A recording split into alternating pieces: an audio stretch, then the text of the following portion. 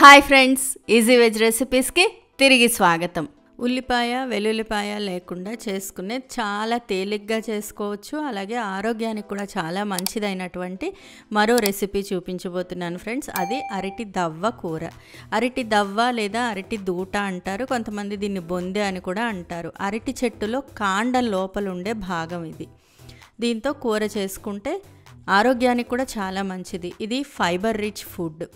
అరటి దవ్వతో పెరుగు పచ్చడి కూడా చేస్తారు, త్వరలోనే అది కూడా చూపిస్తాను ఫ్రెండ్స్. అయితే ఈ కూర చేసుకోవడానికంటే ముందర కొంత ప్రిపరేషన్ అవసరం ఉంటుంది. ఈ కూర చేయడానికి అరటి దవ్వని కట్ చేయాలి.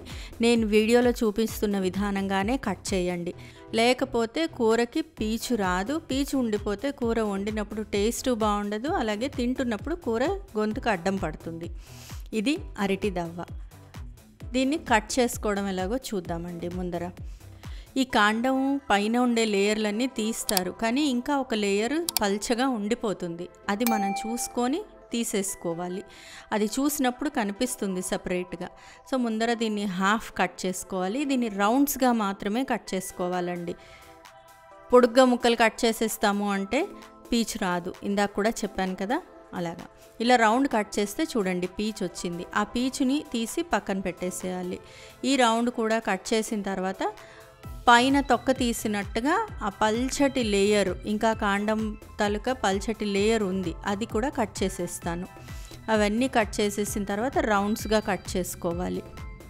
ఈ లేయర్ తీయడానికి చాకు మాత్రమే ఉపయోగించాలండి, పీలర్తో రాదు. సో అవన్నీ తీసేసిన తర్వాత దీన్ని రౌండ్స్గా కట్ చేసుకోవాలి. రౌండ్స్ కట్ చేస్తున్నప్పుడల్లా కూడా మనకి పీచు వస్తుంది. చూడండి ఇలా పీచు వస్తూనే ఉంటుంది. ఆ పీచు తీసేయాలి. ఒక్కొక్కసారి మన వేలికే చుట్టుకొని వచ్చేస్తుంది ఇలాగా. అలా రానప్పుడు నైఫ్కి వచ్చినప్పుడు దాన్ని తీసి పక్కన పెట్టేసుకోవాలి. ఇలా ముక్కలు రౌండ్స్గా స్లైసెస్ లాగా కట్ చేసుకొని దాన్ని మనం చిన్న చిన్న పీసెస్ చేస్తాము. ఇది చూడండి ఇలా ప్రతి ముక్కకి పీచు వస్తుంది. అలా తీసేసుకుంటూ ఉండాలి ఆ పీచుని. ఇది మాత్రం చాలా ముఖ్యం అండి. పీచు తీయకపోతే కూర వండినప్పుడు ఆ పీచు వల్ల కూర చేదుగా వచ్చేస్తుంది, లేదా పీచులు గొంతుకి అడ్డం పడతాయి. ఇలా స్లైసెస్ కట్ చేసి పక్కన పెట్టుకున్న తర్వాత దీన్ని చిన్న చిన్న ముక్కలు కట్ చేసుకోవాలి. ఈ కట్ చేసుకున్న ముక్కల్ని మనం మజ్జిగలో వేసుకోవాలి. పల్చగా మజ్జిగ తీసి పెట్టుకొని దానిలో వేసుకోవాలి, లేకపోతే కలర్ పోయి నల్లగా అయిపోతాయి. చూడండి ఇప్పుడు కూడా పీచు వచ్చింది. అది అలా వస్తూనే ఉంటుంది, దాన్ని తీసి పక్కన పెడుతూనే ఉండాలి. ఇలా ఒక గిన్నెలో పల్చగా మజ్జిగ తీసుకొని కట్ చేసుకున్న ముక్కలన్నీ అందులో వేసేసుకోవాలి. లేకపోతే మనం వండేలోపు కలర్ మారిపోయి నల్లగా అయిపోతాయి ముక్కలు, కూర కూడా కొంచెం బ్లాకిష్గా వచ్చేస్తుంది. పొద్దున పూట హడావిడి ఉన్నప్పుడు ముందు రోజు రాత్రే కట్ చేసేసుకొని ఇలా మజ్జిగలో వేసేసి ఉంచుకుంటే కూడా డీకలర్ అయిపోకుండా ఉంటాయి, చక్కగా బాగుంటుంది. అండ్ మార్నింగ్ లేవగానే వండేసుకోవడానికి ఈజీగా ఉంటుంది. చూడండి ఇలా రౌండ్ కట్ చేసినప్పుడల్లా పీచు వస్తుంది, తీస్తున్నాను. ఒక్కొక్కసారి మన వేలికే చుట్టుకొని తీసేసుకోవచ్చు, కానీ ఇది అలా రావడం లేదు, అందుకని నేను ఇలా తీయాల్సి వస్తుంది. అరటి దవ్వ జ్యూస్ చేసుకొని తాగితే కూడా చాలా మంచిది, కిడ్నీలో ఉండే స్టోన్స్ పోతాయి అని అంటారు. అది ఎంతవరకు నిజమో నాకు తెలియదండి, కానీ కూర మాత్రం టేస్ట్ బాగుంటుంది. ఈ కూర 2-3 రకాలుగా చేసుకోవచ్చు. పెసరపప్పు వేసి చేసుకోవచ్చు, పులిహోర పోపు వేసి చేసుకోవచ్చు. చూడండి ఇలా ముక్కలన్నీ కూడా మజ్జిగలో వేసి పెట్టేసుకొని ప్రెషర్ కుక్ చేసుకోవాలి వీటిల్ని. మెయిన్ ప్రాసెస్ అంతా ఈ ముక్కలు కట్ చేసుకోవడమే. ఇవి రెడీ అయిపోయాయి అంటే కూర చేయడం చాలా ఈజీ, చాలా తేలిగ్గా అయిపోతుంది. కుక్కర్లో పెట్టి ఒక 3 విజిల్స్ రానివ్వాలి. ఇలా అయినా కుక్కర్లో పెట్టేసేయచ్చు, లేదు అంటే ప్రెషర్ కుక్కర్లో చిన్న 3 లీటర్ కుక్కర్లో వేసేసైనా కూడా చేసుకోవచ్చు. నార్మల్గా అయితే ఉప్పు వేయము, కాకపోతే నేను ఇవాళ కొంచెం ఉప్పు వేసాను, ఎలా ఉంటుందో టేస్ట్ చూద్దామని చెప్పి. మొత్తం ఇలా మజ్జిగతో పాటు ఉడికించేసేయచ్చు. కొద్దిగా ఉప్పు, రాళ్ళ ఉప్పు, ఒక 2 రాళ్ళు ఉప్పు వేసాను, అలాగే కొంచెం పసుపు వేసాను. కుక్కర్లో పెట్టి 3 విజిల్స్ రానిచ్చేసాను. కుక్కర్ చల్లారిన తర్వాత తీసి చూస్తే మనకి తెలుస్తుంది ముక్కలు చక్కగా ఉడికిపోయాయి అనేది. చూడండి ఇలా చక్కగా మెత్తగా ఉడికిపోతాయి ముక్కలు కూడాను. దీన్ని జల్లెడ గిన్నెలో వేసేసి కొంచెంసేపు చల్లారనివ్వాలి. ఎక్కువసేపు అక్కర్లేదు, జస్ట్ ఆ నీరంతా పోయేదాకా ఉంటే సరిపోతుంది.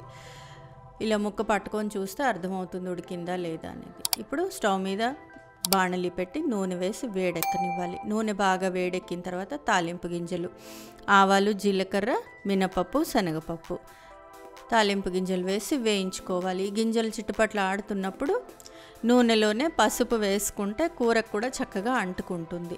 పసుపు వేసేసి ఒక ఎండుమిరపకాయ తుంచి పడేసేయాలి. అల్లం పచ్చిమిరపకాయలు సన్నగా తరుక్కోవాలండి. ఇవి కూడా వేసేసుకోవాలి. మనం ఎంత కారం తింటామో దానికి తగ్గట్టుగా వేసుకుంటే సరిపోతుంది. ఈ అల్లం పచ్చిమిరపకాయలు చక్కగా వేగిపోయేదాకా కొంచెం లో ఫ్లేమ్లో వేయించుకోవాలి. 1 నిమిషం 2 నిమిషాలు అయితే సరిపోతుంది. ఇవి వేగిపోయిన తర్వాత కరివేపాకు, అలాగే ఇంగువ అసలైంది, ముఖ్యమైంది.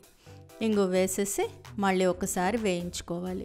తర్వాత పల్చగా చేసిన చింతపండు పులుసు, దీన్ని గోరు పులుపు అని కూడా అనొచ్చు. చాలా పల్చగా, కొంచెం అయితే చాలు, చిన్న గోళికాయ అంత చింతపండు అయితే చాలు. దాన్ని నానబెట్టి పల్చగా చింతపండు పులుసు తీసి దీనిలో పోపులో వేసేసుకోవాలి. రుచికి సరిపడా ఉప్పు, పసుపు ఎలాగూ వేసేసాం కాబట్టి ఇంకా పసుపు వేయక్కర్లేదు. దీన్ని బాగా కలిపి ఒక 2 నిమిషాల పాటు ఉడకనివ్వాలి. ఇలా బాగా ఉడుకుతున్నప్పుడు, కళాపెళామని ఉడుకుతున్నప్పుడు అరటి దవ్వ ఉడికించుకున్నాం కదా, దాన్ని గట్టిగా పిండేసి వేసేయాలి.